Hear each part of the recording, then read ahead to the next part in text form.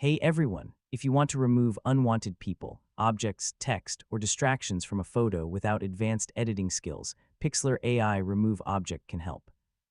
In this video, I'll show you how to use Pixlr AI Remove Object from start to finish in 2026. First, visit the Pixlr website and sign in to your account. Once you're logged in, open the Pixlr editor and upload the image you want to edit. After the image loads, zoom in on the area containing the object you want to remove. This will make it easier to create an accurate selection. Next, locate the AI Remove Object tool. Depending on the current version of Pixlr, you may find it under the AI Tools section, Retouching Tools, or Object Removal Features. Select the tool and carefully brush over the object you want to remove. Make sure the entire object is covered, but try not to include too much of the surrounding area. Once the selection is complete, click the Remove or Generate button.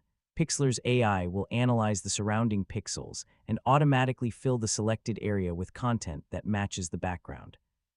After the process finishes, review the result carefully. Check whether the removed object blends naturally with the rest of the image.